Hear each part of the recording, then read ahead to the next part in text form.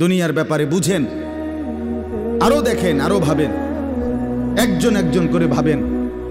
দুনিয়া আরো যদি সাজান, খোদার কসম ক্ষণিকের ক্ষণিকের ক্ষণিকের অল্প সময়ের দুনিয়া চমৎকার সাজাইয়াও তৃপ্ত হইতে পারবেন না, তৃপ্ত হইতে পারবেন। এবছর চমৎকার রং দিছেন বিল্ডিংয়ে, 2 বছরের মাথাত বিভিন্ন খান দিয়া চামড়া উঠিয়া এটা আবার যেই সেই, ঠিক কিনা বলেন? আবার রং দাও। এই সোফা চমৎকার বানাইছিল, ওই যে বার্নিশ নাই, দেখেন এই যে সোফা, এটা এই যে দেখেন, কথা বলেন না, এই সোফা এটার মধ্যে আসেনি বার্নিশ, তো এটা আবার কি করতে হইব? তো লাভ হইল, দুনিয়া তো ধোকা, দুনিয়া ধোকা।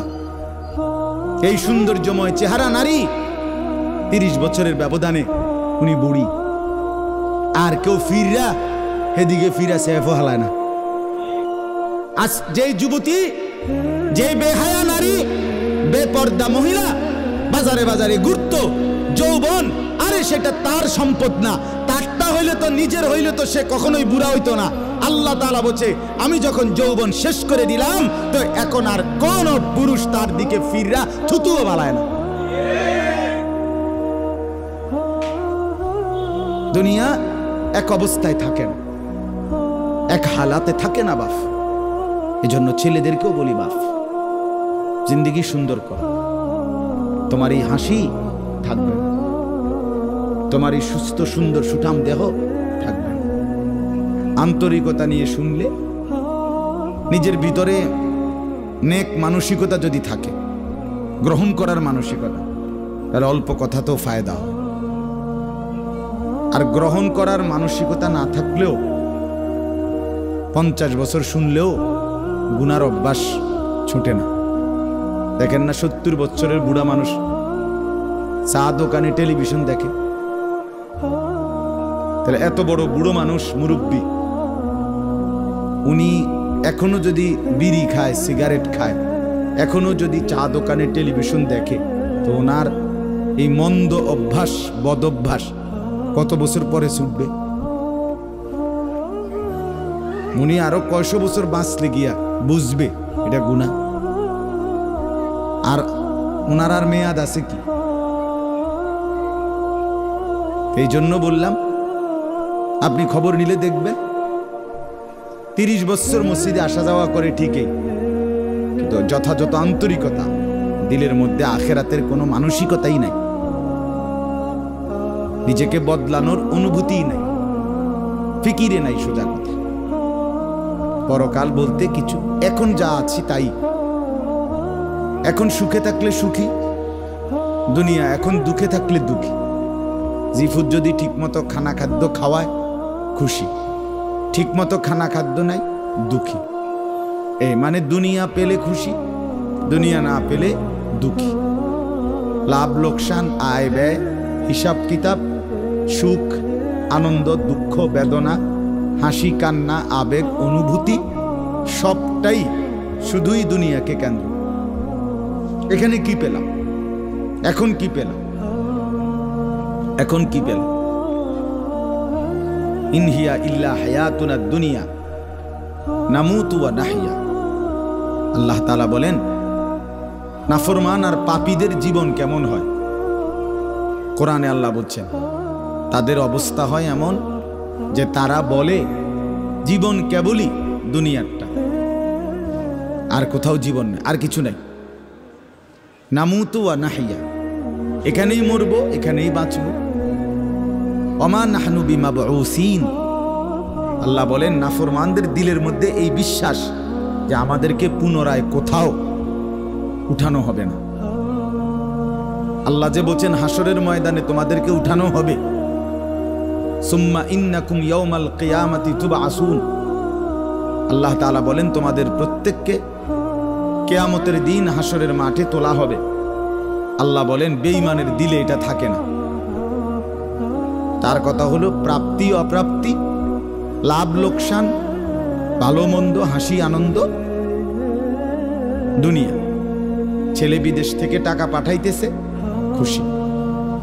ছেলে বিদেশ থেকে টাকা টুকা ঠিক মতো দেয় না বা কামাই রোজগারি কম, জিজ্ঞাসা করবেন কেমন আছেন, কি এর বালা? আমরা আর বালা কি? হ্যাঁ, কি সমস্যা কি তা চাচা? ফোলাগারে কত ঋণ ফিন কইরা সুদে টাকা নিয়া কিস্তিতে টাকা লইয়া বিদেশ পাঠাইছি, তেয়ন টাকা পয়সা পাঠায় না, আর বালা কি? তাহলে উনি দুঃখী কেন? টাকা নাই। আবার টাকা পাঠাইতেছে, মাশাআল্লাহ, পান খাওয়ার স্টাইলই আলাদা, চা খানার ঢংই আলাদা, কথাবার্তার স্টাইলই ভিন্ন। কেমন আছেন? আসি আল্লাহর রহমতে, আপনাকে দোয়ায়, 10 জনের দোয়ায় আল্লাহ ভালোই রাখছে। কেমনে ভালো? এতে আল্লাহর রহমতে টাকা পাঠায়, আমরা তার মা আমি আমরা মিল্লা খাইয়া পইরা ভালো আছি। তাহলে ভালো থাকে দুনিয়া, ভালো থাকলে ভালো নাই দুনিয়া, ভালো না থাকলে তো আখিরাত, কবর, মৃত্যু পরবর্তী জিন্দিগি, সেটার জন্য কি ব্যাপার? তার জন্য কোনো আলোচনা লাগবে না, এর জন্য কোনো কথা নাই। তাইলে কারো মধ্যে এই আলোচনা, স্বামী স্ত্রী পরস্পরের আলোচনা, এই ঘর সংসার বাজার, খাট ফার্নিচার পালং সোফা, হ্যাঁ,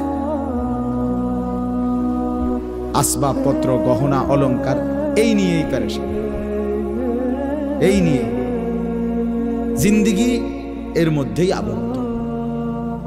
তো আখিরাত তাহলে কার জন্য? পরকাল কার জন্য? আমরা মুসলমান, আমরাই যদি পরকাল না চিনি, না বুঝি, আমাদের উচ্চারণে, আমাদের অনুভূতিতে, আমাদের আচরণে, আমাদের কথাবার্তা উঠা বসার মধ্যেই যদি পরকালের কোনো নমুনা দেখা না যায়, তো হিন্দু বৌদ্ধদের মধ্যেই দেখা যাবে। কথা উত্তর দেন।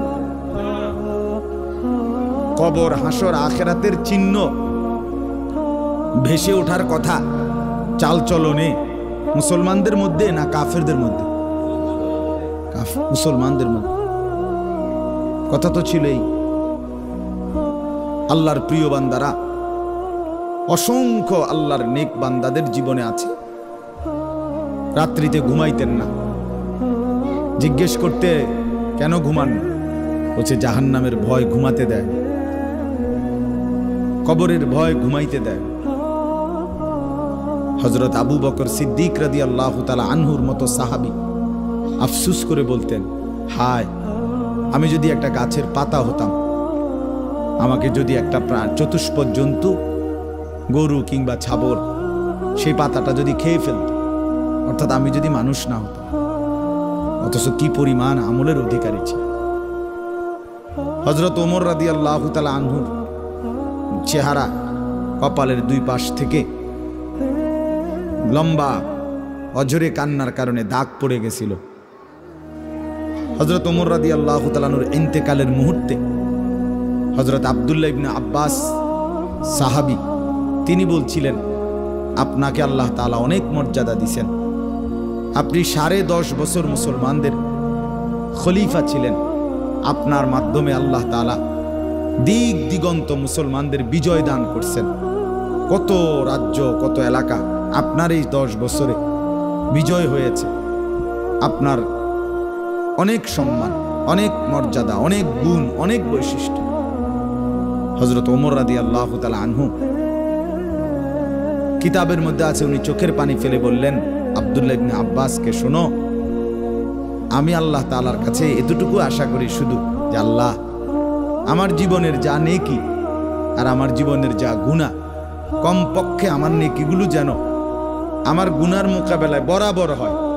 অর্থাৎ এতটুকু নেকি যেন কমপক্ষে হয় যে গুনাহগুলোকে মোচন করে দেয়, নেকিগুলো দিয়ে গুনাহগুলো যেন মিটে বরাবর হয়। এদুরও যদি হয় তো আমি আল্লাহর কাছে সন্তুষ্ট নিজেকে মনে করি, আমার এদুরে সারব।